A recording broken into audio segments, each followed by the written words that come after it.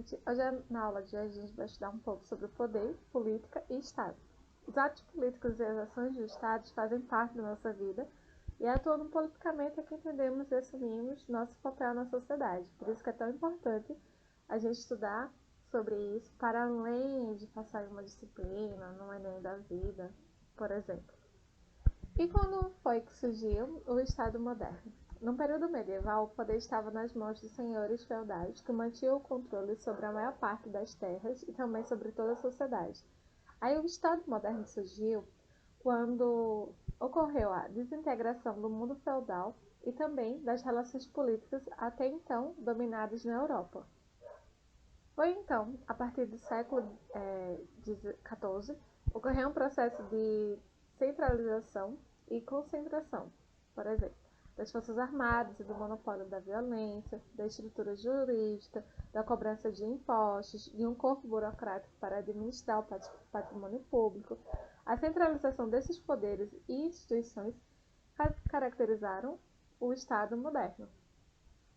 O Estado absolutista ele surge no contexto da expansão do mercantilismo, tendo seu ponto alto na França no governo de Luís XIV.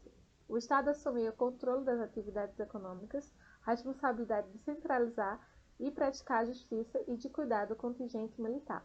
Para financiar essas atividades, foram criados vários impostos para toda a sociedade. Só que esse tipo de governo colocou frente a frente os interesses da nobreza e do clero, e os interesses da burguesia, a classe social em ascensão naquela época. O Estado liberal ele emergiu no século XVII como reação ao absolutismo, tendo como valores primordiais o individualismo, a liberdade e a propriedade privada. O Estado liberal apresentou-se como representante de toda a sociedade, promovendo a separação entre público, privado e público. Politicamente, o Estado liberal se fundamentava na ideia da soberania popular, o parlamento e, assim, sua instituição central. De acordo com o pensamento liberal, as atividades econômicas não deviam ser regularizadas pelo Estado, mas pelo mercado. A plena liberdade para a produção e a circulação de mercadorias garantia o progresso das empresas e das nações. Essas concepções começaram a ruir no final do século XIX com o processo de concentração de riquezas nas mãos de poucos. A concentração foi tão acentuada que a concorrência passou a ser entre países e não mais só entre as empresas. As crises econômicas se tornaram frequentes e a competição entre as nações ficou ainda cada vez maior. A eclosão da Primeira Guerra Mundial em 1914 teve origem nessas disputas entre as nações europeias. E aí, a gente passa a conhecer um pouco sobre o Estado Soviético, que decorreu na primeira experiência socialista iniciada com a Revolução Russa de 1917. Na Rússia pós-revolucionária, o desafio era criar meios efetivos de participação dos trabalhadores e soldados, desde que fossem organizados no Partido Comunista, que era a estrutura politicamente dominante naquela época. Já o Estado fascista foi organizado nas décadas de 1920 e 1930, primeiramente na Itália, depois na Alemanha com o nazismo e entre outros países europeus com pequenas diferenças. A participação política significava plena adesão ao regime e o seu líder máximo. Ninguém podia fazer críticas ao governo. Então, o Estado fascista e o Estado soviético se confrontaram durante a Segunda Guerra Mundial, e o Estado soviético fez alianças com os Estados Unidos, Inglaterra e França para derrotar os países do eixo, grupo do qual os neonazistas faziam parte.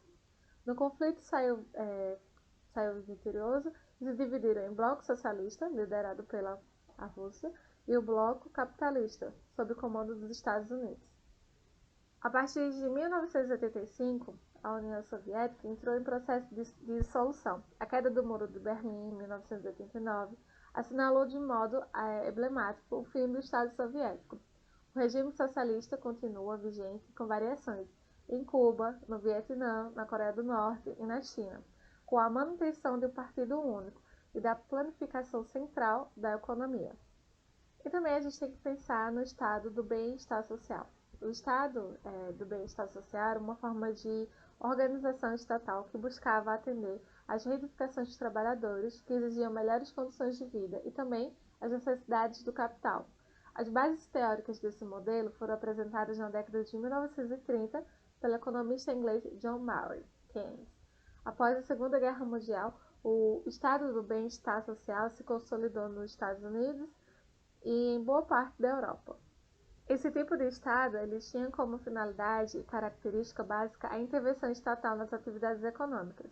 Os capitalistas modernos propõem um mínimo de bem-estar econômico e social, moradia digna, educação básica, pública, assistência à saúde, transporte público e lazer. O Estado investiu para garantir trabalho à maior parte da população, a fim de derrotá-la, torná-la consumidora, mantendo a produção sempre elevada. Configurou-se que alguns chamam de cidadania do consumo, ou seja, cidadania entendida como um mecanismo de mercado. Enquanto isso, nos países periféricos, como os da América Latina, o que se viu foi uma variedade de formas governamentais, entre as quais as ditaduras militares, que já aconteceu aqui no país. Após a crise do petróleo, na década de 1970, houve uma necessidade de mudança na organização estatal. Os analistas dizem que a política social estava comprometendo a liberdade do mercado e até mesmo a liberdade individual, valores básicos do capitalismo. Defendeu, então, o Estado mínimo, o que significava voltar ao que propunha o liberalismo antigo, com o mínimo de intervenção estatal. Os setores mais atingidos pelo Estado neoliberal foram aqueles que beneficiavam mais diretamente os trabalhadores e setores marginalizados da sociedade, como assistência social, habilitação, transporte, saúde pública, previdência, direitos trabalhistas e também a educação. E aí, o que era público, comum a todos, passou a ser determinado pelos interesses privados, ou seja, particulares. Com essas propostas, intensificou-se a presença das grandes corporações produtivas e financeiras na definição dos atos do Estado, fazendo as questões políticas passarem a ser denominadas pela economia. É o que acontece muito hoje no nosso país. Não há um comum a todos, mas é sempre uma visão da economia que nem sempre é uma garantia que todos vão se beneficiar por isso. A gente tem um pequeno grupo que detém esse lucro dessas empresas, dessa exploração do nosso país, por exemplo. Então, na próxima aula, a gente vai fazer uma atividade sobre esse assunto. Espero que vocês estejam bem. Estou com saudades. Beijo. Qualquer dúvida é só me procurar.